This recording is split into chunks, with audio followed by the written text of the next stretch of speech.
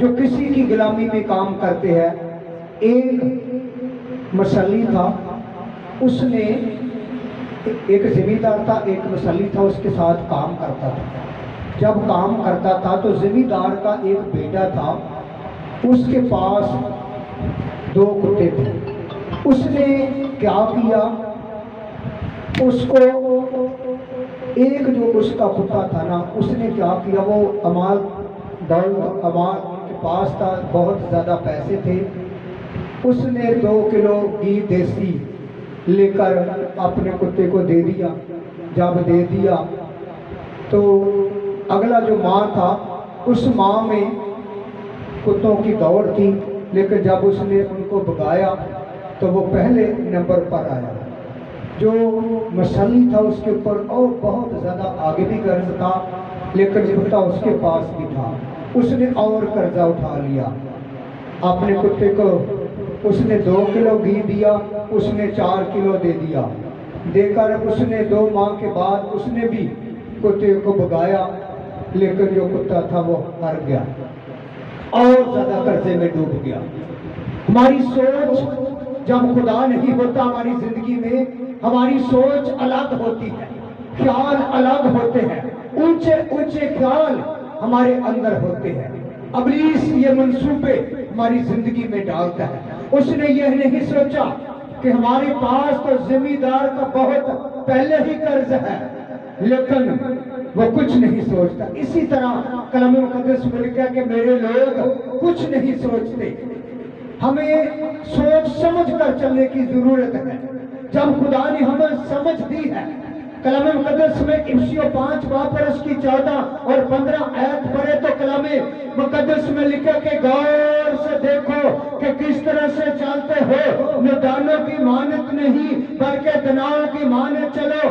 اسی سبب سے ندان نہ بنو بلکہ خداوند کی مرضی کو سمجھو کہ مرضی کیا ہے. ندان میرے بہنوں اور بھائیوں، ہم اس وقت تک ہوتے ہیں جب تک اس کی آواز کو نہیں پہچانتے. جب اس کی آواز کو پہچانتے ہیں، اس کی مرضی کے مطابق اپنا چال چلن رکھتے ہیں، تو کسی سود کی پیسے کی ضرورت نہیں کہ وہ ہمیں اپنے نیچے دبا سکے. کیونکہ ہمارا خدا خزانوں کا مالک ہے، اس کے پاس زمین کا اختیار ہے، اس کے پاس آسمان کا اختیار ہے. لیکن سود اور قرض کے لعنت کے نیچے وہی لوگ رہتے ہیں جو اس کو آج قبول نہیں کرتے، جو اپنا چال چلن سیدھا نہیں رکھتے. پادریوں کو بھی چکر، دنیا داری کو بھی چکر، خداوند کو بھی چکر ہے. وہ 2 دل انسان ہے. کیونکہ یسایہ کی کتاب میں لکھا ہے کہ اے 2 دلوں، اپنے ہاتھوں کو دھوو اور صاف کرو، تمہارے گناہوں نے تمہیں خداوند کے حضور میں سے روپوش کیا ہے. اپنے ہاتھوں کو دھوو، تمہارے گناہوں نے، تمہاری بدکاریوں نے تمہارے اور خداوند کے درمیان میں جدائی ڈال دی ہے.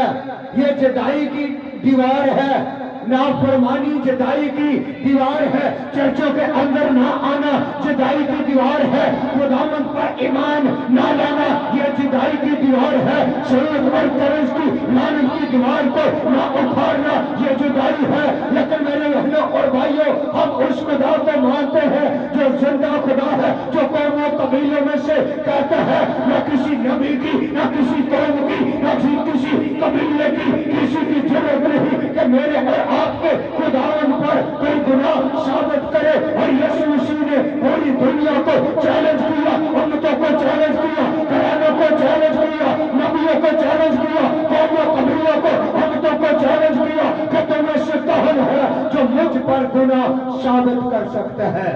اس کی ذات پاک ہے، اس کے نام پاک ہے.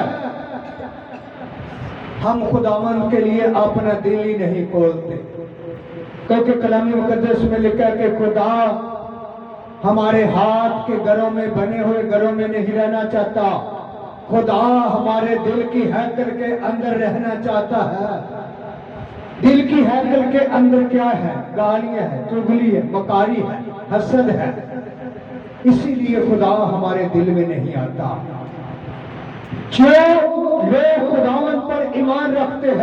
کلام مقدس میں لکھا ہے کہ تم اب خروج کی کتاب 23 باب پر اس کی 25ویں آیت میں لکھا کہ تم اپنے خداوند خدا کی عبادت کرنا تب وہ تیرے روٹی اور پانی پر برکت دے گا اور تمہارے بیچ میں سے بیماریوں کو دور کرے گا۔ عبادت کرنی نہیں، بندگی کرنی نہیں، بیماریوں نے جانا نہیں۔ عبادت کریں گے بیماریاں بھاگیں گی، بندگی کریں گے تو بیماریاں بھاگیں گی۔ جب عبادت نہیں کریں گے، بندگی نہیں کریں گے، دعا نہیں کریں گے تو کیسے ہمارے حالات بدلیں گے؟ ہمارے حالات انسانوں نے خود خراب کیے ہیں، خدا نے نہیں کیے۔ ہم اپنے راستے خود خراب کرتے ہیں۔ اگر کوئی انسان کانٹے لے کر محلے میں سے گزرتا ہے، گھسیٹ کر وہ گزرتا ہے، تو کچھ کانٹے راستے میں گر جائیں گے، وہ پاؤں میں لگیں گے۔ جب پاؤں میں لگیں گے تو درد ہوگی، جب درد ہوگی تو خدا نظر یاد آئے گا، ہم ادھر ادھر بھاگیں گے۔ کچھ ایسے کانٹے ہیں جو ہمارے پاؤں میں چبھ جاتے ہیں، جان دینے تک وہ کانٹا نہیں نکلتا۔ وہ کانٹا نافرمانی ہے، وہ کانٹا گناہ ہے، وہ جدائی کی دیوار ہے۔ کلام مقدس میں لکھا ہے کہ تم اپنے باپ دادا کی مانند نہ بنو جنہوں نے مجھ پر ایمان نہ لایا، جو میرے کلام سے منحرف رہے، جنہوں نے مجھے نہ مانا۔ لیکن میرے بہنوں اور بھائیوں، حالات انسان کے نہیں بدلتے جب تک ہم اس پر ایمان نہیں لاتے۔ میں ایک حوالہ دوں گا، مثال کی کتاب 3 باب اور اس کی 19ویں آیت، 5 منٹ اور لیں گے، پھر خدا کا کلام اس کی سپرد کریں گے۔ اعمال کی کتاب 3 باب اور اس کی 19ویں آیت۔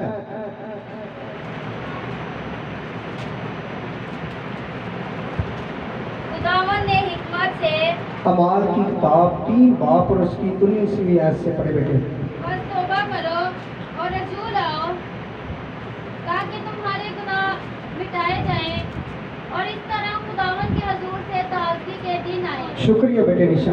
کلام مقدس میں لکھا ہے کہ بس پہلا لفظ جو ہے توبہ کرو اور رجوع لاؤ، تمہارے گناہ مٹائے جائیں اور اسی طرح سے خداوند کے حضور میں سے تمہارے لیے تازگی کے دن آئیں۔ تازگی کے دنوں کو تو ہم نے آپ بند کر دیا ہے۔ جب کسی دروازے کے ساتھ ہم تالا لگا دیتے ہیں تو چابی تالے کے نزدیک جا کر کرتے ہیں تو تالا نہیں کھلتا جب تک اس کو چابی نہیں لگاتے۔ جب چابی لگاتے ہیں تو تالا کھل جاتا ہے۔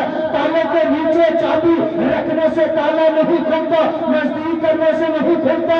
جب چابی اس کو لگاتے ہیں تو تالا کھلتا ہے۔ ہمارے جو دل کا تالا ہے یہ ابلیس نے بند کر دیا ہے۔ ابلیس خدا کے لیے ہمارے دل کو نہیں کھلنے دیتا، گناہ کی بیڑیوں کو نہیں کھلنے دیتا، توبہ کی دیوار کو نہیں کھلنے دیتا۔ توبہ کی دیوار وہ گرانا نہیں چاہتا۔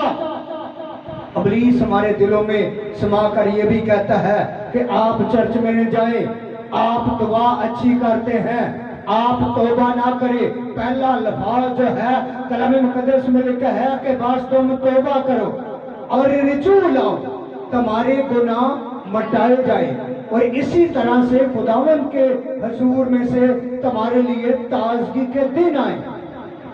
تازگی کے دن بھی آ جائیں گے۔ تازگی کے دن اس وقت آئیں گے جب ہم رجوع لائیں گے، توبہ کریں گے، اس کے آگے جھکیں گے تو پھر خدا حالات بدلے گا۔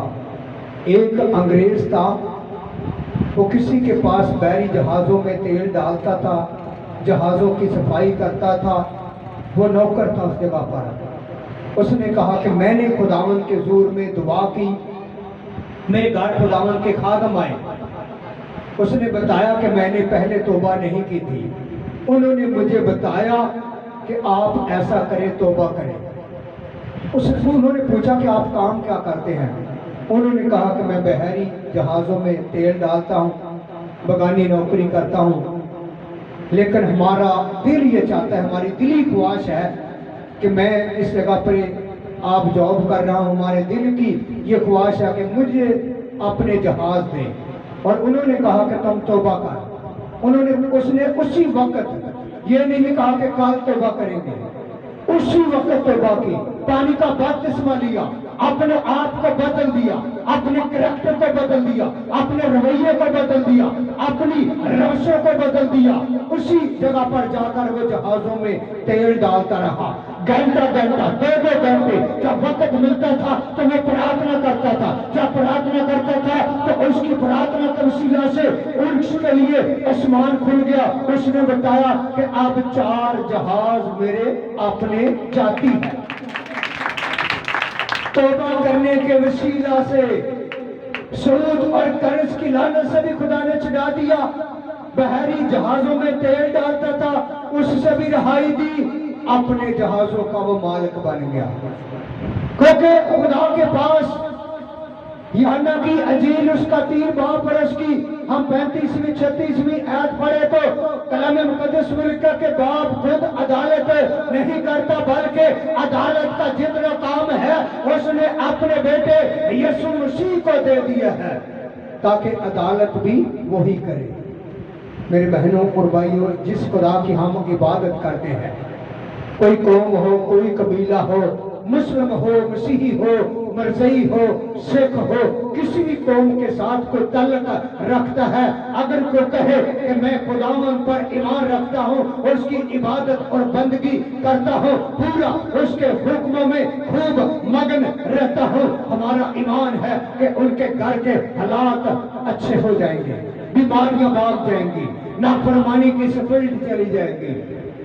آج کے جو نوجوان ہیں، اگر ہم کسی کو کہیں کہ بیٹے مجھے پانی پلا، تو وہ آگے بتا دیتا ہے کہ تو پلا، وہ آپ نہیں جاتا۔ اپنی برکت ہم خود روک لیتے ہیں۔ کیوں روک لیتے ہیں؟ طارق سی قیصر جو MPA کا الیکشن لڑتا رہا، لیکن رات کے 2 بجے ان کے گھر میں خداوند کے خادم تھے، اس کا باپ اس پاس